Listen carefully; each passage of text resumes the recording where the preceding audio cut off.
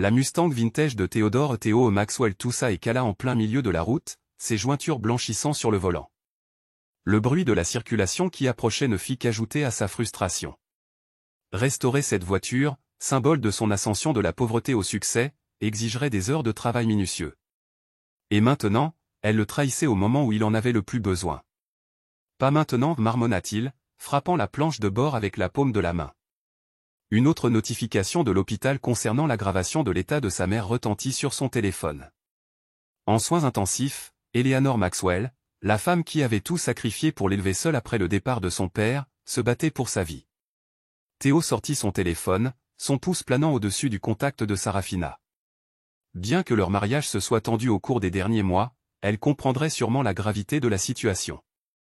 Autrefois, ils étaient le couple en or de leur cercle social, le titan de la technologie autodidacte et la socialité magnifique aux rêves d'architecte. Le téléphone sonna 3 fois avant que la voix haletante et agacée de Sarafina ne se fasse entendre. « Qu'y a-t-il, Théo » Quelque chose dans son ton le stoppa, hésitant. Un bruit de fond se faufilait au bruissement de tissu, la voix d'un homme murmurant vaguement. Sa mâchoire se crispa. Il parla d'une voix ferme. « Ma voiture est tombée en panne. Je vais à l'hôpital. Maman est dans un état critique. » Il y eut une pause marquée par d'autres bruissements suspects. Puis la voix de Sarafina revint, dégoulinant d'une fausse douceur qui lui glaça le sang. « Oh, c'est terrible. Prends un Uber, Théo. Là, tout de suite, je suis à un rendez-vous galant avec mon chéri.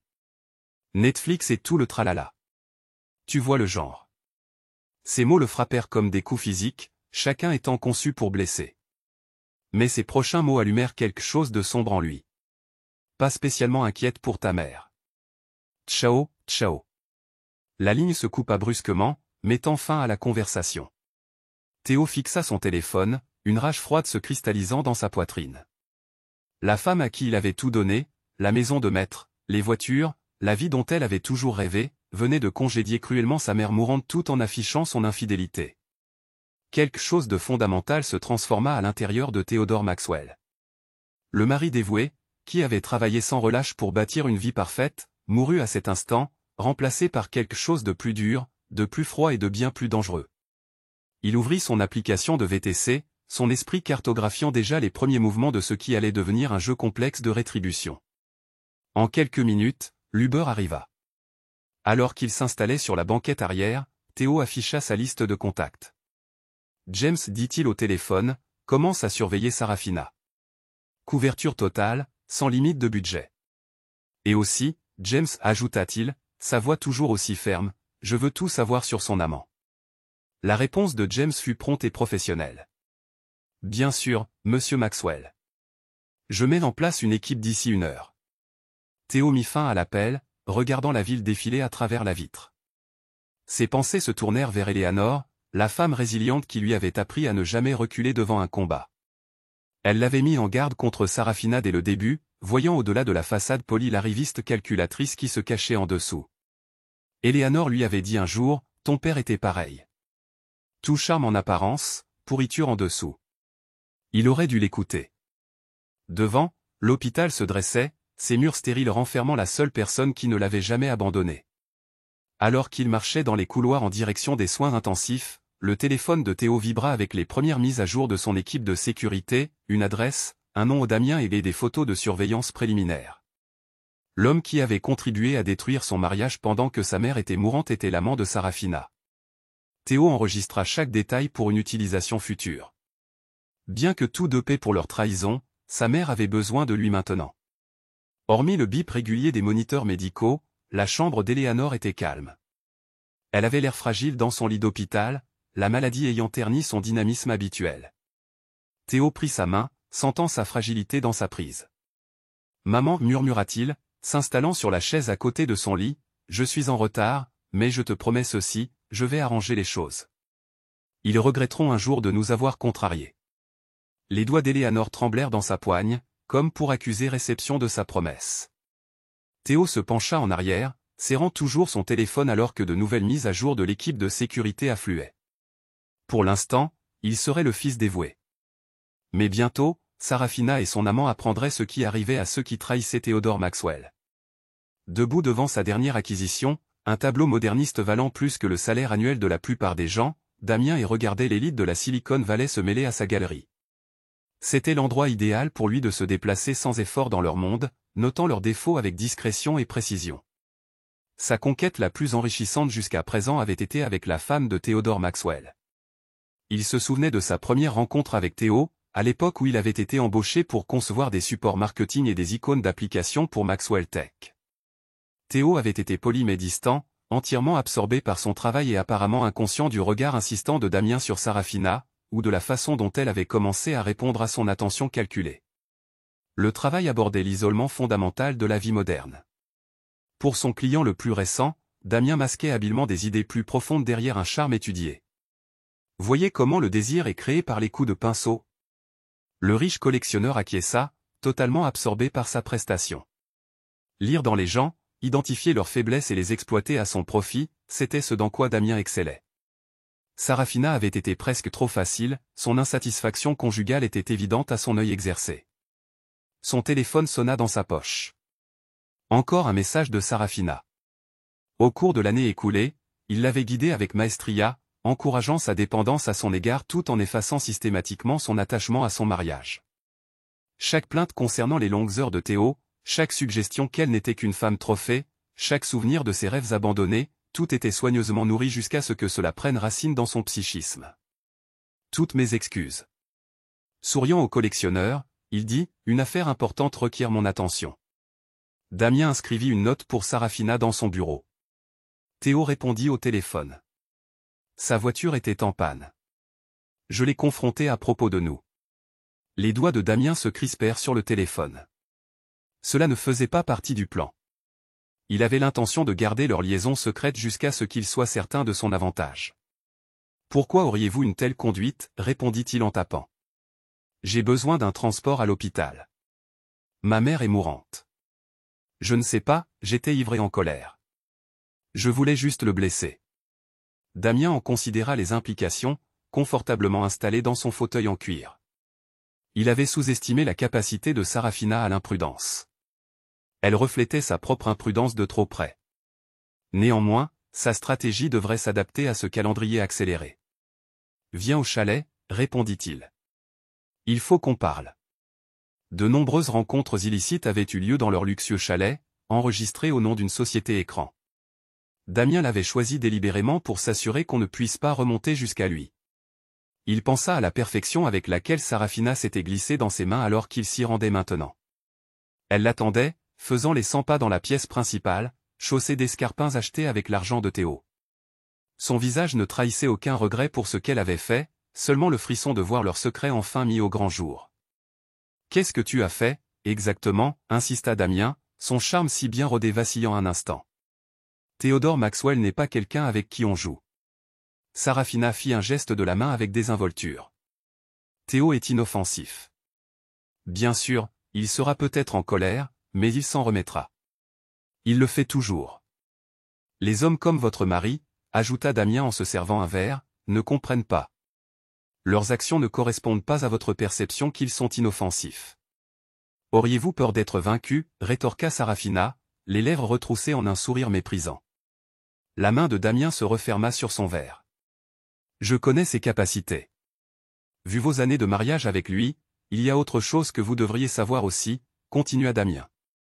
S'il te plaît, rit Sarafina. J'ai vu Théo construire son empire. Il se concentre sur les contrats et le codage. Il n'a pas les moyens de vraiment blesser qui que ce soit. Damien l'observa, se demandant si elle le croyait vraiment ou si ce n'était qu'un autre mensonge qu'elle se racontait. Lors de leur rare réunion d'affaires, il avait entreaperçu l'acier sous la façade professionnelle de Theodore Maxwell. L'homme était dangereux, mais Damien l'était aussi. Nous devons être intelligents, dit-il, se rapprochant d'elle. Nous devons façonner le récit. Tu es d'accord avec moi? Sarafina se pressa contre lui, son parfum coûteux l'envahissant. Mon chéri, j'ai joué des rôles toute ma vie. Et à quoi pensait-elle? Damien garda son véritable objectif secret alors qu'il exposait sa stratégie. Simple pion dans son jeu, Sarafina était un moyen d'acquérir la richesse et la réputation de Théo. Poussé par l'envie, il complota pour revendiquer tout ce que Théo avait construit. Il avait vu l'autre homme s'élever. « Méchant Théo », murmura Sarafina en laissant glisser ses doigts sur la poitrine de Damien. Damien l'embrassa, goûtant le vin cher sur ses lèvres, alors qu'il était seul à l'hôpital. Il a choisi le travail plutôt que toi. Maintenant, il en apprendra les conséquences. Aucun d'eux ne réalisa que Theodore Maxwell avait déjà plusieurs longueurs d'avance. Son équipe de sécurité enregistrait leurs conversations, les capturant à travers les fenêtres du chalet, constituant un dossier qui serait essentiel à leur chute. L'état d'Eleanor s'aggrava à l'hôpital tandis que son fils partageait son attention entre son chevet et son téléphone, absorbant chaque nouvelle information sur sa trahison. Non seulement en termes de romance, mais aussi concernant l'histoire de Damien, ses activités financières, son passé méticuleusement dissimulé, les découvertes de l'équipe de sécurité brossaient un tableau décourageant. Théo lut en silence, mais sa main libre se serra en un point. Serafina s'était alliée à un homme qui complotait contre elle depuis le début, et ce, même après qu'il lui ait offert tout ce qu'elle avait jamais désiré. « Maman, je les vois clairement maintenant, comme toi tu les as toujours vus, » murmura-t-il à la silhouette inconsciente d'Eleanor. « Je te promets aussi qu'ils ne sentiront pas. » Le silence envahit la chambre d'hôpital tandis que les moniteurs affichaient une ligne plate. Eleanor Maxwell s'éteignit doucement, ses mains toujours serrées dans celles de son fils. Théo resta immobile, son esprit gravé du souvenir du dernier souffle de sa mère et des remarques insultantes que Serafina avait faites plus tôt dans la journée. 23h42, annonça doucement le médecin, heure du décès. Théo se leva avec des mouvements délibérés et contrôlés. « J'aurai besoin du certificat de décès pour les préparatifs des obsèques, » répondit-il, la voix dénuée d'émotion. L'équipe médicale échangea des regards inquiets face à son stoïcisme, mais Théo était désormais plus préoccupé par les apparences. Il passa 2 appels sur le parking de l'hôpital. Il appela d'abord son avocat, Jonathan Pierce. « Je veux que tout soit prêt pour la restructuration de l'entreprise dont nous avons parlé. J'ai besoin que vous prépariez immédiatement les papiers du divorce. » « C'est déjà fait, » répondit Jonathan. « Dès que votre équipe de sécurité a soumis les premiers rapports, je les ai préparés. » « Théo, cependant, êtes-vous certain des autres mesures dont nous avons parlé ? Elles sont extrêmes. » « Ils m'ont trompé alors que ma mère était en train de mourir, » déclara Théo sèchement. « Extrême est un euphémisme pour ce qu'il mérite. » Le deuxième appel fut pour son chef de la sécurité. « James, lancez le protocole 0. Demain matin, je veux que tout soit en place. »« Bien, monsieur. Les équipes de surveillance disent que votre femme est toujours au chalet avec elle. Voulez-vous que nous intervenions ? Pas encore. Laissez-les profiter de leurs dernières heures de paix. Leur monde partira en fumée demain. » Théo rentra chez lui dans une voiture de société, sa Mustang avait déjà été récupérée et était en réparation. Devant lui se dressait le manoir, un témoignage de sa réussite et des goûts extravagants de Serafina. Il traversa d'un pas décidé les pièces vides, rassemblant les preuves que son personnel avait collectées. Au cours de son enquête, il examina des photos de surveillance de Serafina et Damien dans des galeries d'art, des restaurants et au chalet, des relevés financiers montrant les dettes croissantes de Damien et ses pratiques commerciales douteuses, des SMS, des emails et des reçus d'hôtel, tout cela documentant leur trahison. Théo disposa méticuleusement tout sur le poste de travail de designer de Serafina, celui qu'elle avait supplié d'avoir, affirmant qu'il l'inspirerait à renouer avec sa passion pour le design. Encore un autre mensonge dans un mariage bâti sur eux. Les papiers du divorce, accompagnés d'une note de son écriture précise, dominaient la pile. Nos vœux n'étaient qu'une supercherie. Vous êtes désormais libre de mener votre vie avec votre partenaire. Je ferai en sorte que ce soit une vie de misère. Il se dirigea ensuite vers le garage, où le cabriolet personnalisé de Serafina brillait. Choisi pour compléter son image soignée, la voiture avait été un cadeau d'anniversaire. Elle servirait désormais un autre but. Il imprégna soigneusement l'intérieur d'essence, ses mouvements délibérés et contrôlés, semblables à la fureur remplaçant son chagrin. À l'extérieur du garage, il s'arrêta pour allumer une cigarette, une habitude qu'il avait abandonnée il y a des années à la demande de Serafina. En la tenant, le briquet sembla lourd de sens dans sa paume. Il pensa à tous les sacrifices qu'il avait faits pour une femme qui ne l'avait jamais vraiment aimé. Tout se déroula au ralenti, le crissement du briquet, la courbe qu'il décrivit dans l'air, le souffle des flammes. Théo sentit la chaleur sur son visage tandis que la voiture s'effondrait dans le brasier. Comme Serafina elle-même, le feu était magnifique dans sa destruction. Il resta jusqu'à ce que les flammes commencent à s'apaiser, Le plafond noir du garage taché de fumée. C'était un message simple et clair. Chaque objet qu'elle avait tenu pour acquis brûlerait. Son téléphone vibra avec une nouvelle mise à jour de l'équipe de sécurité. Serafina avait quitté le chalet pour rentrer chez elle.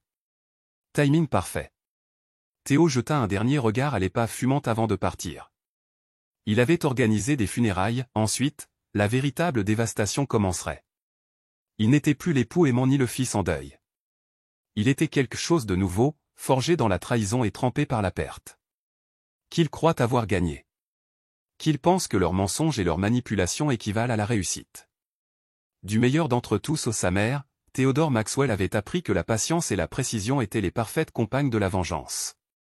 Théo se permit un léger sourire en s'éloignant du manoir, le ciel commençant à s'éclaircir avec l'aube. Au moment où Serafina découvrirait ce qui l'attendait, elle serait intouchable, et son monde méticuleusement construit commencerait à s'écrouler pièce par pièce. Le jeu ne faisait que commencer, et il avait l'intention de savourer chaque instant de leur chute. Dernière minute, dans une interview surprenante, la femme du magnate de la technologie, Theodore Maxwell, signale des abus. Assise dans le studio de télévision, Serafina Sterling Maxwell tamponnait avec un mouchoir de soie ses larmes savamment orchestrées.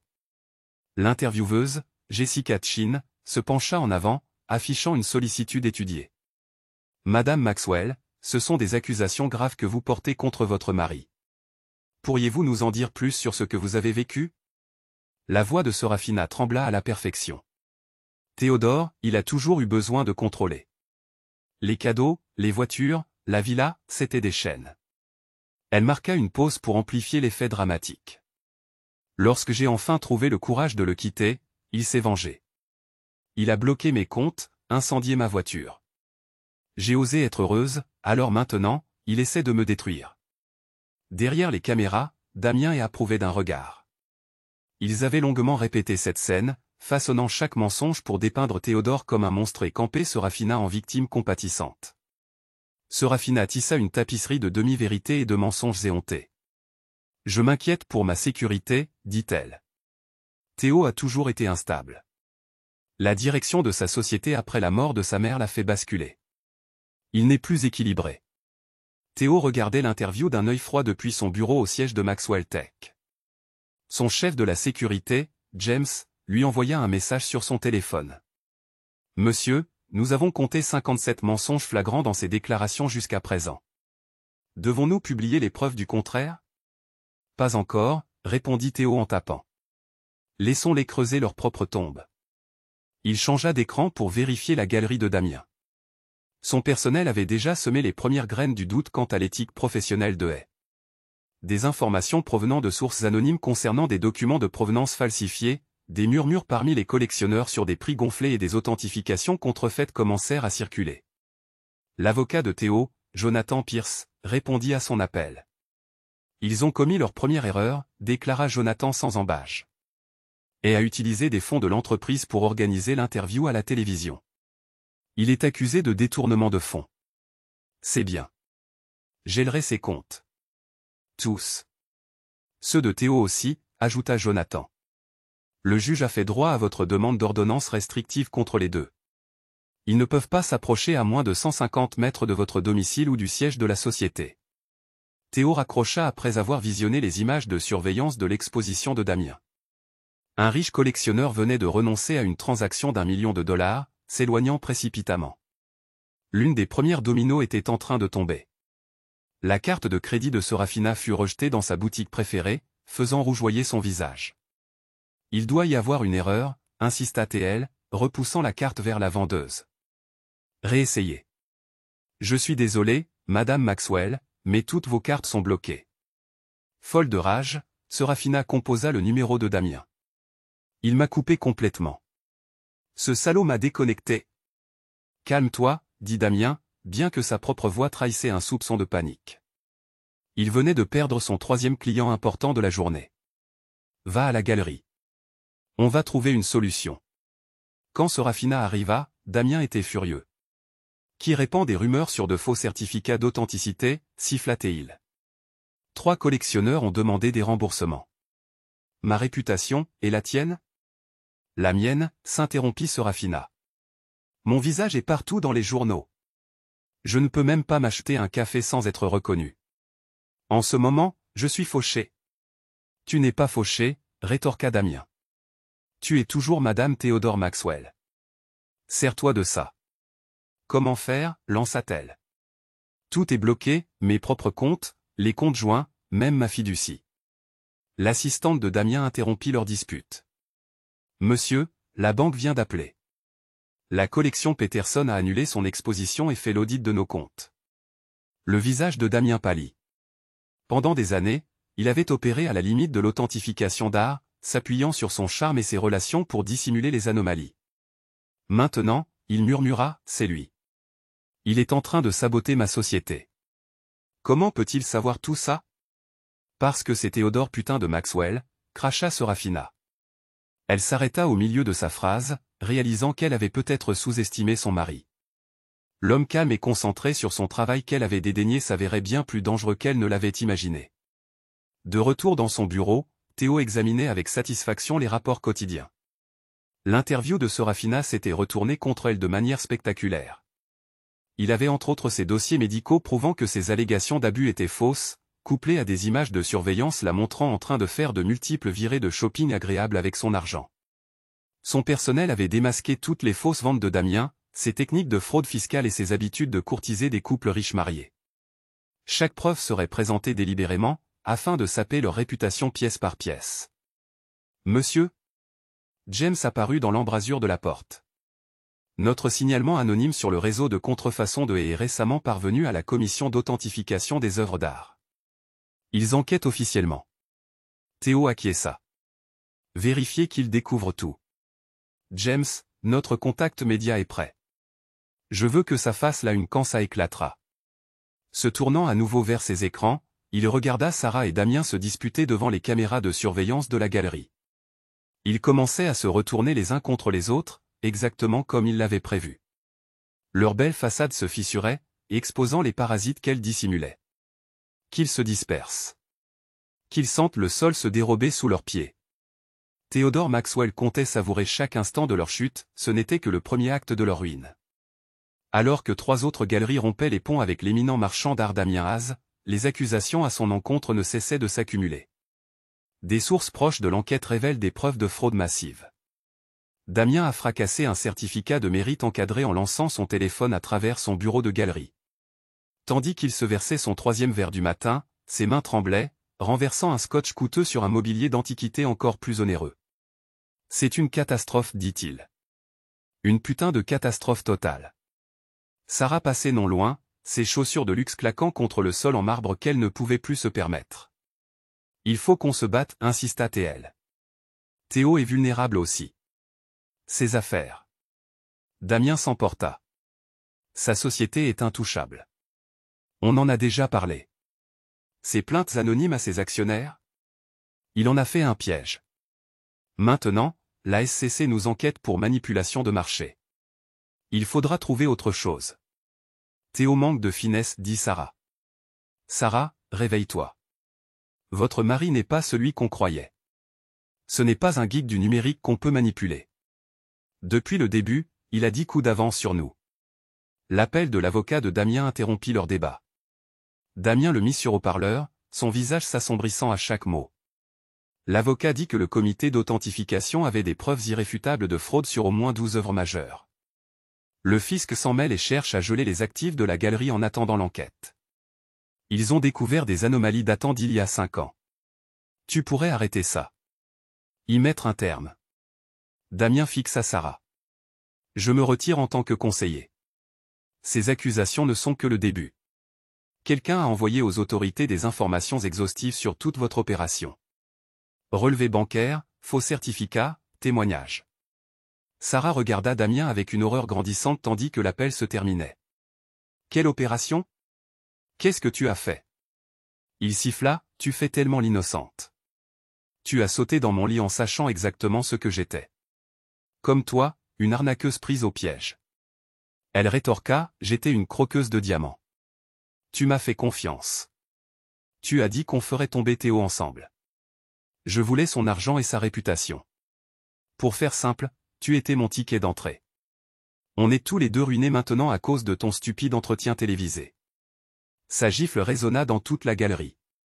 Avant que Damien ne puisse réagir, son assistant fit irruption.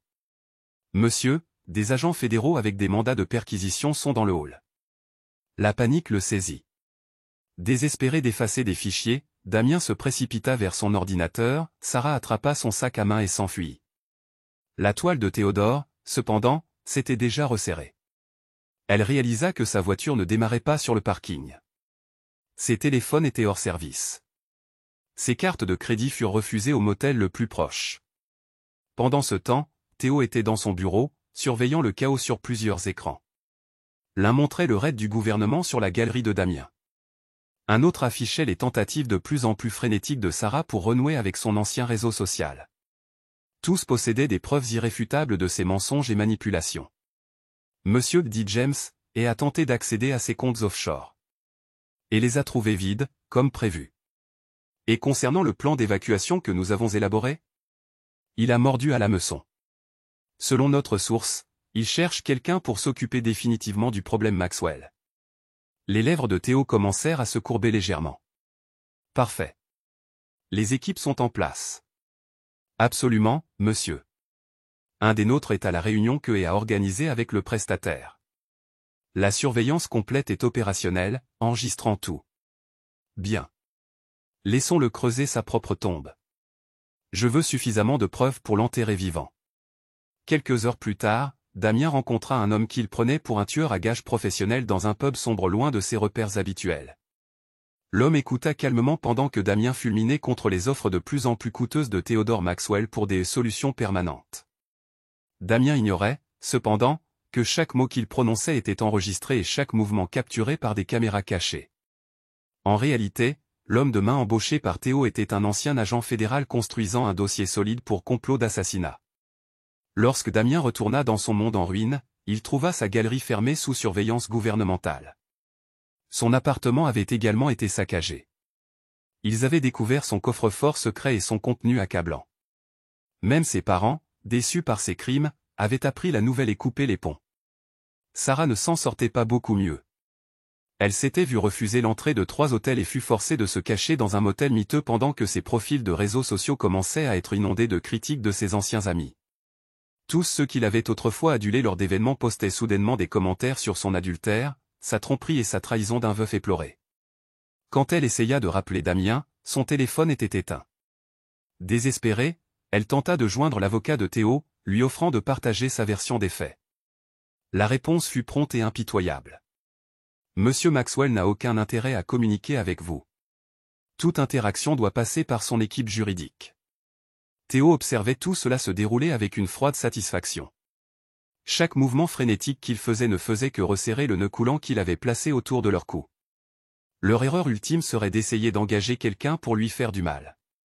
Ce développement viendrait appuyer tout le reste de ses plans. Qu'ils perdent la tête. Qu'ils se débattent dans sa toile.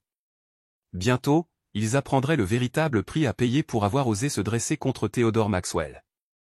Le chaos régnait dans la salle de conférence de Maxwell Tech. D'importants reporters de chaînes de télévision occupaient les sièges, caméras prêtes à enregistrer, tandis que Théodore Maxwell s'avançait vers le podium. Son costume sombre respirait la puissance, son visage semblait taillé dans la pierre. Merci à tous d'être venus, sa voix résonna sans effort dans toute la salle.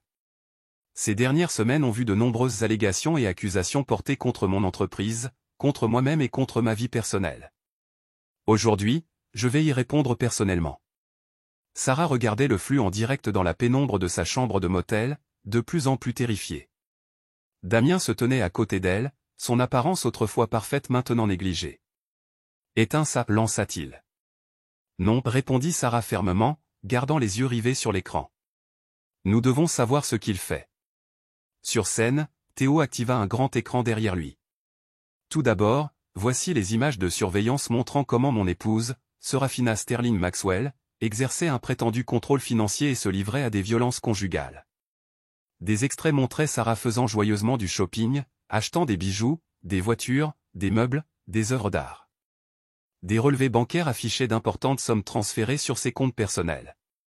Comme vous pouvez le constater, continua Théo, Madame Maxwell jouissait d'une indépendance financière totale. Ces allégations de contrôle sont manifestement fausses, mais ce n'est pas tout. D'autres images furent diffusées.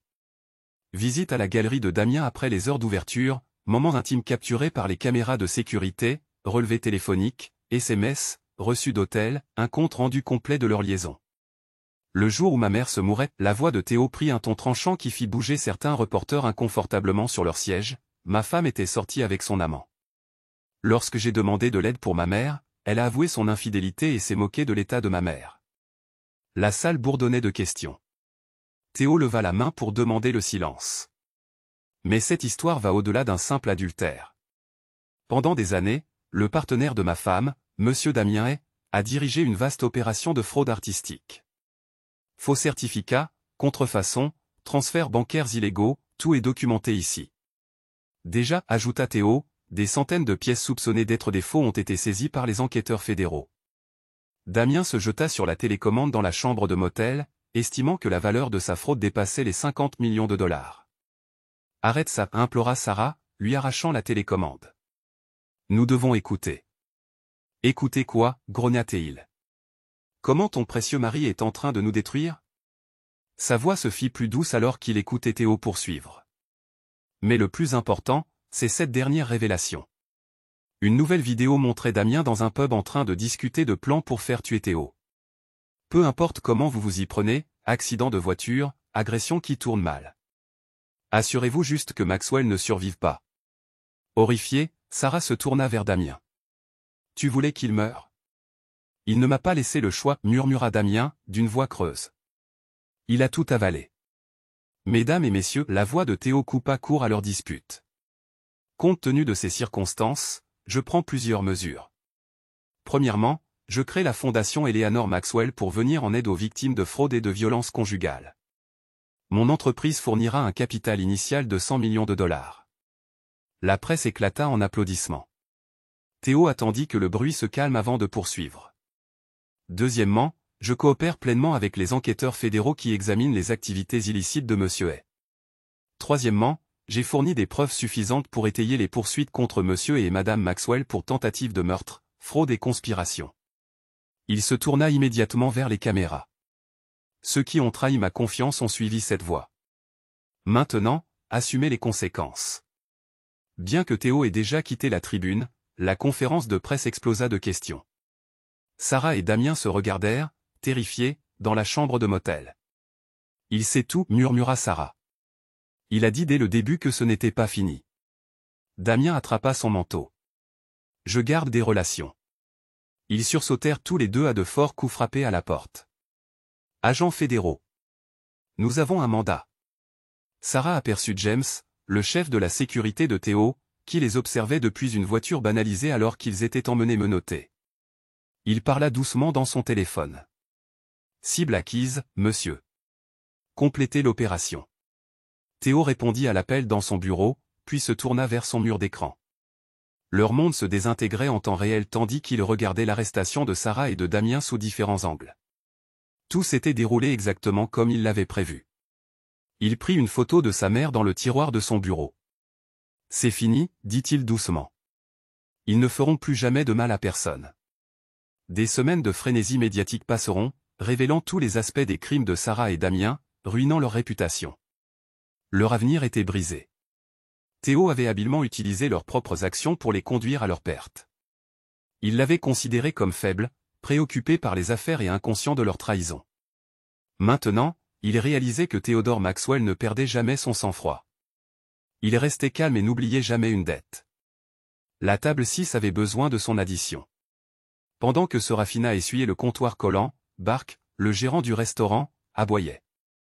Ses mains autrefois parfaites portaient maintenant des callosités dues aux heures passées à servir du café et à débarrasser les tables.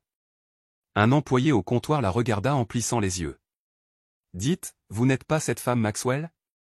Le scandale du passé ?» Sarah baissa la tête, mais les conversations à proximité s'arrêtèrent. Elle pouvait entendre leurs chuchotements et sentir leurs regards. Pilleuse de tombes, tricheuse. Vous avez vu ce qu'elle a fait à cet homme pendant que sa mère se mourait ? La main tremblante, elle se précipita à la table 6 et déposa l'addition. 3 ans s'étaient écoulés depuis la conférence de presse de Théodore qui avait détruit sa vie, et pourtant la mémoire du public était toujours aussi vive. Ses collègues dans la cuisine ricanaient. Ils avaient lu les révélations et regardé les vidéos virales. Certains avaient même créé des comptes satiriques sur les réseaux sociaux relatant sa chute de sa position de premier plan. Et, princesse, l'un des cuisiniers l'identifia. Ton palais t'attend. Les toilettes ont besoin d'être nettoyées. Sarah serra le manche du balai à franges, se souvenant de l'époque où elle donnait des ordres aux employés de maison. Elle partageait maintenant un studio avec une plomberie capricieuse et des murs délavés. Des vêtements de seconde main et un uniforme taché avaient remplacé sa luxueuse collection. Son téléphone vibra avec un autre refus d'une candidature. Aucune entreprise respectable ne l'embaucherait. Ce qui avait été autrefois son billet pour la haute société, le nom Maxwell, était devenu une malédiction. Damien lavait la vaisselle dans un café miteux de l'autre côté de la ville. Ses mains créatives étaient écorchées par les produits chimiques de nettoyage agressifs. Profitant de l'occasion pour miner l'homme dont la tromperie avait fait les gros titres nationaux, les autres employés de cuisine l'avaient surnommé le « faux artiste ». « Eh » hurla le chef cuisinier. « Ces assiettes ne sont pas assez propres. Refais-les. » Damien replongea ses mains dans l'eau bouillante. Sa galerie avait disparu depuis longtemps. Son nom était ruiné. De multiples procès l'avaient laissé sans rien de ses biens, ses relations, même l'héritage de ses parents. Et, menteur. Un aide-serveur jeta une pile d'assiettes dans l'évier, aspergeant le visage de Damien d'eau sale. Ne les abîme pas. Pendant ses pauses, Damien attrapait parfois un journal, parcourant la section économique où le nom de Theodore Maxwell apparaissait fréquemment. Chaque titre était un nouveau tourment. Maxwell Tech dévoile une plateforme d'IA révolutionnaire. La fondation Theodore Maxwell pour la violence domestique fournit de nouveaux refuges. Le titan de la technologie Maxwell nommé humanitaire de l'année. Alors que la vie de Damien s'était écroulée en ruine, l'homme qu'il cherchait à détruire n'avait fait que gagner en puissance. Dans son bureau de direction, Théo examinait les derniers rapports de surveillance concernant son ex-femme et son amant. Il avait mis en place un réseau d'informateurs pour surveiller leurs mouvements afin de s'assurer qu'ils ne pourraient jamais retrouver leur stabilité. James arriva avec une nouvelle pile de documents. Et a tenté de postuler à un emploi dans la gestion de restaurants. Conformément à votre demande, nous avons veillé à ce qu'il ne soit pas embauché. Et se raffina. Travaille toujours au café. Elle a tenté de renouer avec sa famille la semaine dernière. Ils ont maintenu la liste noire, comme convenu. Théo acquiesça, parcourant les photos de leur nouvelle réalité. Bien que certains puissent arguer que sa surveillance constante était excessive, il estimait que la minutie était essentielle. Ils avaient décidé de se retourner contre lui et en vivraient avec les conséquences à jamais. Son interphone sonna. « Monsieur Maxwell ? Vous êtes attendu à la réunion du conseil d'administration de la fondation. » Désormais, l'héritage de sa mère perdurait à travers la fondation Eleanor Maxwell. L'entreprise parrainait des refuges pour victimes de violences domestiques, aidait les victimes de mauvais traitements et plaidait pour des lois plus strictes en matière de protection contre la fraude. L'histoire du conjoint trahi canalisant sa souffrance dans le service public a valu des éloges à la presse. Ils ignoraient sa rage secrète et la planification délibérée de la chute de ses ennemis. Sous le masque de la bienveillance, cette partie de lui restait cachée à un rappel que Theodore Maxwell n'oubliait jamais une dette. Après un quart de travail de 10 heures, Sarah se traîna dans les escaliers jusqu'à son appartement ce soir-là. Elle vérifia sa boîte aux lettres, y trouvant un autre avertissement de retard de paiement. Son emploi mal rémunéré couvrait à peine les charges et le loyer. Elle pensa à appeler Damien, mais avait cessé de communiquer avec lui il y a des mois. Une fois qu'ils eurent réalisé toute l'étendue des représailles de Théodore, leur relation se désintégra en d'amères récriminations. À l'intérieur de son appartement, elle ouvrit son ordinateur portable bon marché, bien loin de l'électronique haut de gamme qu'elle possédait autrefois. Ses profils sur les réseaux sociaux étaient inondés de messages haineux, et certains continuaient de célébrer sa mort avec jubilation. Elle consulta une alerte d'actualité. Théodore était mis en avant dans une publication économique pour y détailler les dernières initiatives de son organisation. Sur la photo, il paraissait fort et serein, ne laissant rien transparaître du tumulte qu'il était sur le point de déchaîner. Incapable de faire face à l'homme dont elle avait si grossièrement sous-estimé la valeur, elle ferma la page. L'existence paisible qu'elle avait dédaignée était devenue une force de rétribution implacable. Quelque part dans la ville, Damien était allongé sur son lit étroit dans une chambre louée, soignant son orgueil blessé et ses mains meurtries. Son matériel de peinture restait intact dans un coin. Même sous un pseudonyme, plus aucune galerie ne voulait de son travail. Ils avaient cru pouvoir abattre Theodore Maxwell, mais ils les avaient brisés si complètement qu'il était impossible de recoller les morceaux. S'exerçant à prononcer le discours qu'elle avait répété 1000 fois, Sarah fixa son reflet dans le miroir des toilettes d'un café. Elle avait enduré 3 années de tourments avant de finalement trouver le numéro de téléphone privé du bureau de Theodore. Ses mains tremblaient en composant le numéro, s'attendant à ce que l'appel soit bloqué. Elle fut surprise lorsque la ligne se connecta. Bureau de Theodore Maxwell, répondit une voix claire. Je dois parler à Théo. Dites-lui, s'il vous plaît, que Sarah est là. Il y eut une longue pause. Puis elle haleta, le cœur battant à tout rompre. Un autre silence, puis une voix familière se fit entendre. Sophia. Le ton de Théo était glacial. J'imagine que ce n'est pas par hasard que vous me contactez. Elle lutta pour que sa voix ne tremble pas.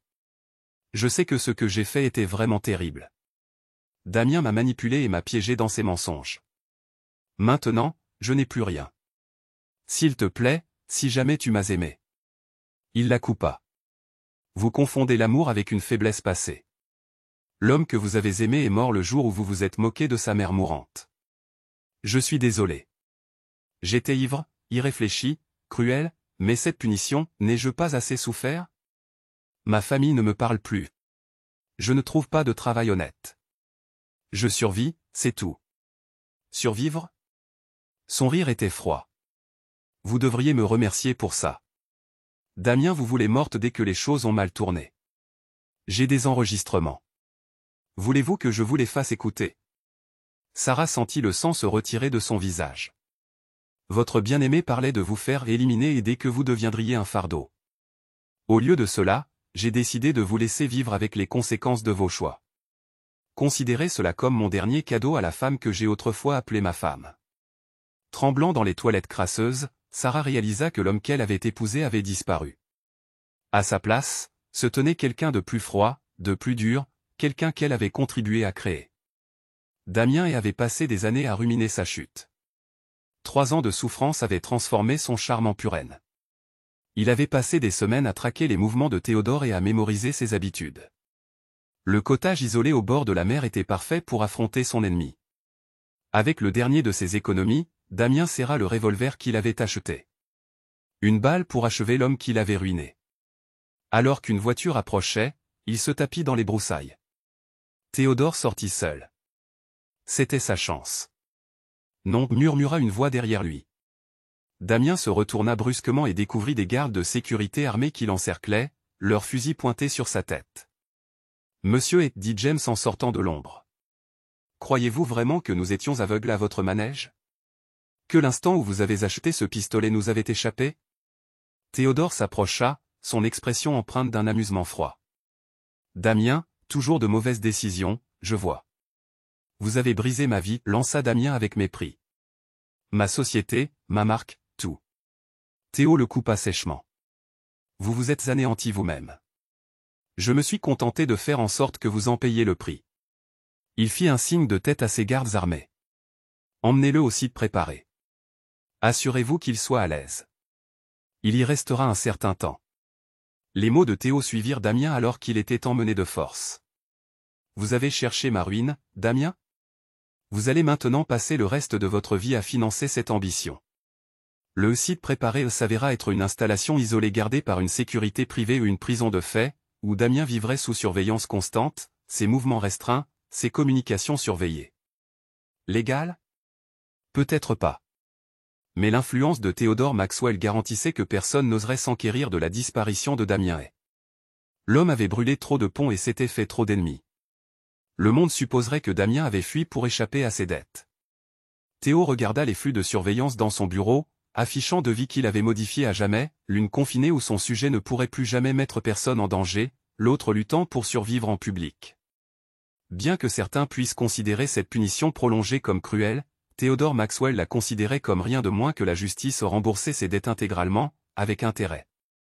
10 ans après la mort d'Eleanor Maxwell, son fils se tenait sur un podium, recevant un autre prix humanitaire pour le travail de son organisation. Ma mère, dit-il en s'adressant à l'audience, m'a enseigné la valeur de la justice et la nécessité de s'opposer à ceux qui veulent nuire aux autres. Il parla de leur dernière initiative, une campagne pour renforcer les réglementations contre la fraude financière et la violence domestique, tandis que les flashs crépitaient. Personne ne comprenait à quel point ces causes étaient enracinées dans la vengeance personnelle autant que dans la charité. Serafina, âgée, regardait l'émission sur un petit écran de télévision dans son appartement sombre. Des années de dur labeur et d'humiliation publique avaient effacé son ancien attrait. Elle était devenue une mise en garde murmurée dans les cercles sociaux qu'elle avait autrefois dominés. Les jeunes employés de son café ne la reconnaissaient même plus. Elle était juste une autre serveuse épuisée, que l'on ne remarquait que lorsque quelqu'un évoquait le vieux scandale.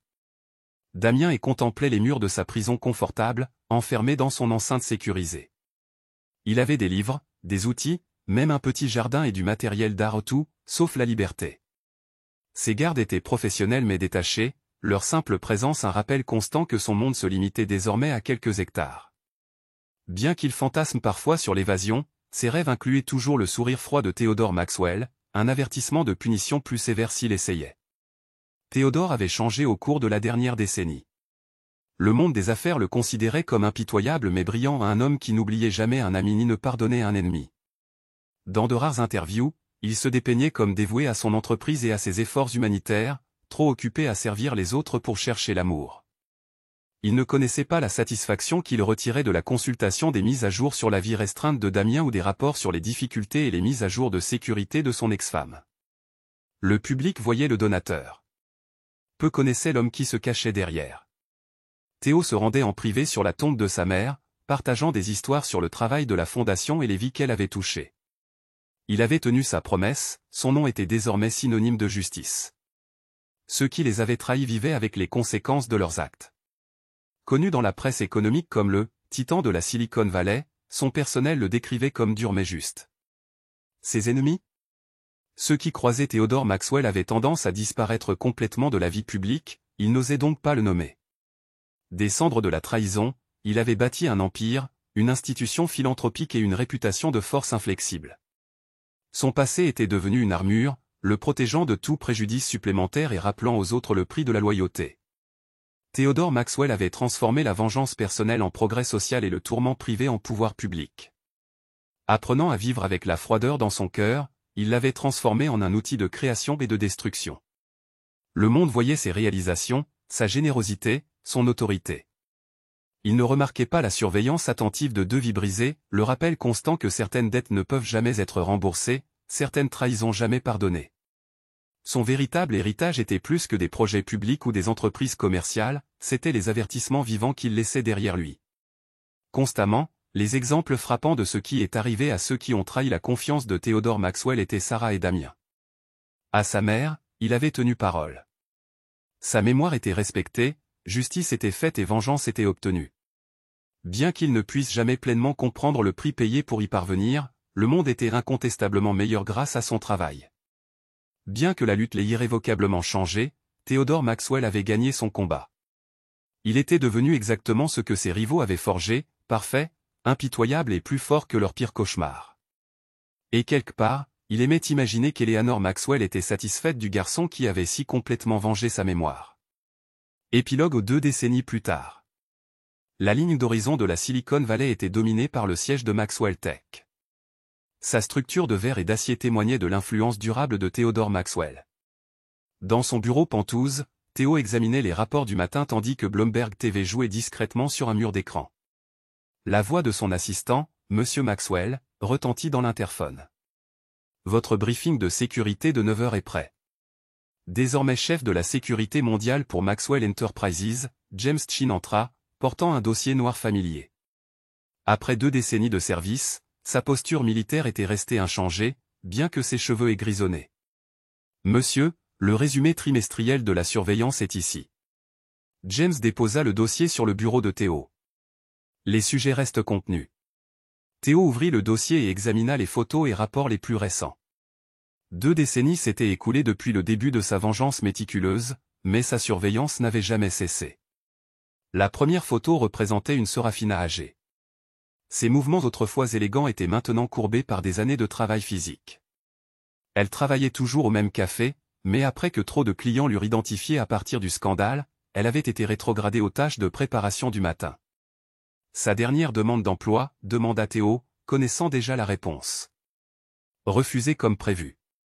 Son passé fut discrètement révélé à l'assistant du professeur de l'université locale, et leur offre fut promptement retirée. Théo acquiesça et passa au rapport suivant. La vie confinée de Damien et se poursuivait dans le complexe sécurisé. Il passait ses journées à créer des œuvres d'art que personne ne verrait jamais. Bien que son public principal fût l'équipe de sécurité en constante évolution, son talent authentique avait remplacé les faux de son ancien marchand d'art. James a demandé un autre livre sur les techniques de l'art antique, nota Théo. Et bien qu'il n'y ait pas de risque de suicide réel, son évaluation psychiatrique mensuelle révèle une dépression persistante. Maintenez les protocoles actuels, conseilla Théo. A-t-il eu des communications entre eux? Pas depuis leurs dernières lettres interceptées il y a 5 ans. Aucun des deux n'a reçu les missives. Théo ferma le dossier, satisfait de voir que son châtiment restait sous contrôle, même 2 décennies plus tard. Il s'était assuré que leur sentence serait à vie, Sarah, condamnée à la disgrâce publique et à la pauvreté, et Damien, à un isolement total, quoique luxueux. Pourtant, le monde des affaires affichait sa réussite. Maxwell Technologies avait révolutionné les interfaces cerveau-machine, l'informatique quantique et l'intelligence artificielle. La fondation Eleanor Maxwell, avec son expansion internationale vers les refuges pour victimes de violences domestiques et les initiatives de prévention de la fraude sur 6 continents, était florissante. Votre fils a téléphoné plus tôt, dit James. Alexander veut examiner les nouveaux projets de la fondation avant la réunion du conseil d'administration. Théodore se permit un sourire fugace. Adopté il y a 15 ans, Alexander Maxwell était devenu un successeur compétent. Le garçon était idéal pour la mission de la fondation et l'héritage de Théodore, ayant lui-même perdu ses parents à cause d'une escroquerie. Prévoyez un déjeuner avec lui, ordonna Théo, et préparez les dossiers historiques. Il est temps qu'il comprenne toute l'histoire de sa grand-mère. Lorsque James partit, Théo jeta un coup d'œil à ses moniteurs privés. L'un montrait le café où Sarah travaillait, un autre affichait le complexe de Damien. Un troisième traquait les mentions du scandale dans les archives de presse et sur les réseaux sociaux. Leur histoire servait d'avertissement à ceux qui pourraient être tentés par la déloyauté. Son empire avait été façonné par la rétribution qui définissait sa vie. Né des technologies que Maxwell Tech avait développées pour surveiller son ex-femme et son amant, sa division de sécurité était inégalée. Les mensonges de Sarah sur les abus et la mort de sa mère alimentaient les activités de la fondation. Même sa décision d'adopter Alexander découlait d'un besoin de transmettre des leçons sur les conséquences et l'engagement. Un avertissement clignota sur son écran. Une autre journaliste cherchait à obtenir une interview à l'occasion du 20e anniversaire du scandale. L'équipe de relations publiques de Théo refuserait, comme toujours. Que les journalistes spéculent. Seuls quelques-uns connaissaient la véritable ampleur de sa vengeance. Le téléphone d'Alexander vibra avec un message. Papa a remarqué des tendances fascinantes dans les registres de la Fondation concernant la violence domestique.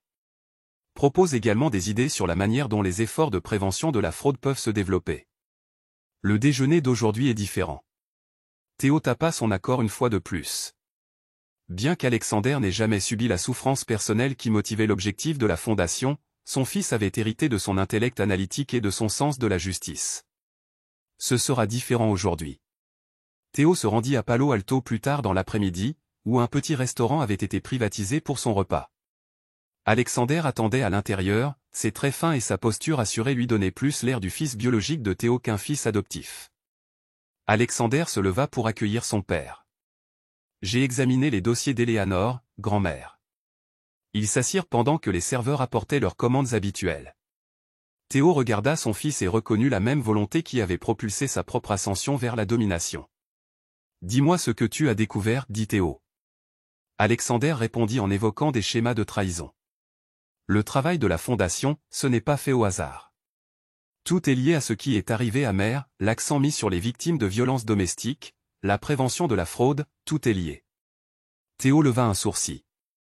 Bien que peu de gens osassent lui parler de ce raffinat, Alexander avait toujours été sensible. Tu as mené l'enquête. J'ai trouvé l'article de presse original, le scandale, ce qu'ils ont fait à grand-mère Eleanor et à toi.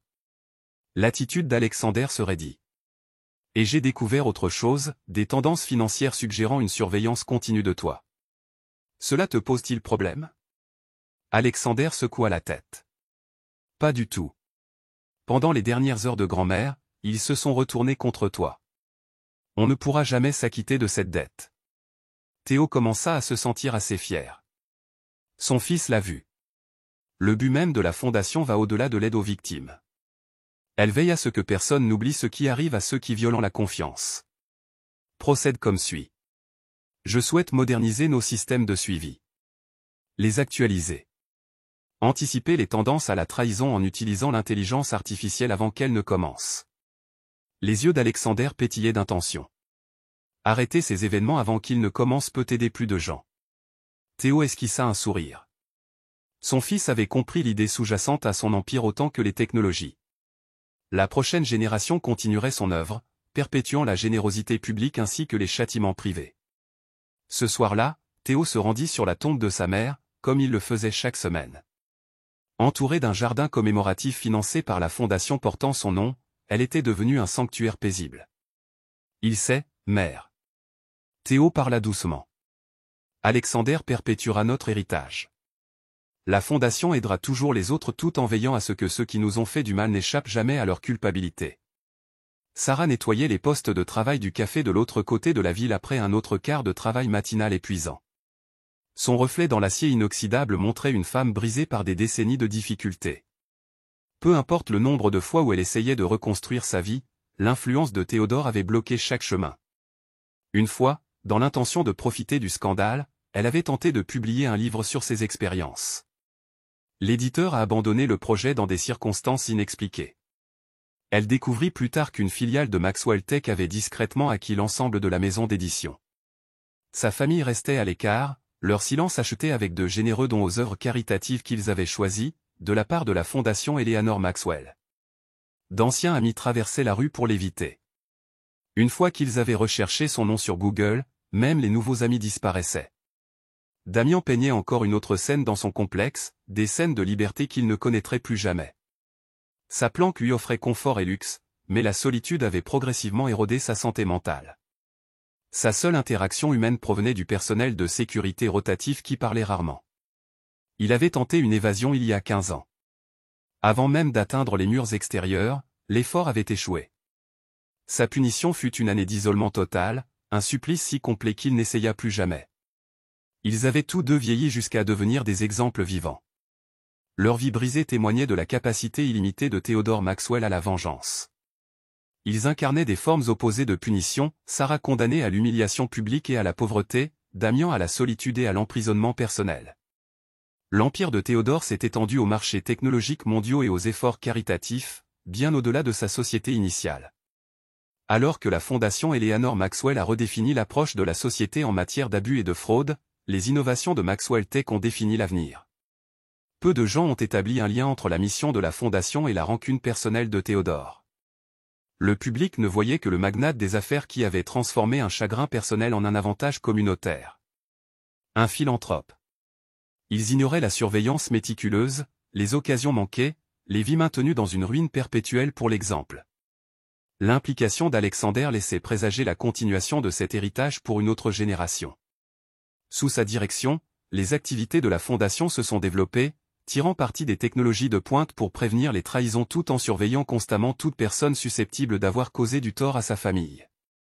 Murmurée dans les salles de conseil et les incubateurs de start-up, l'histoire des représailles de Théodore Maxwell est devenue une légende de la Silicon Valley.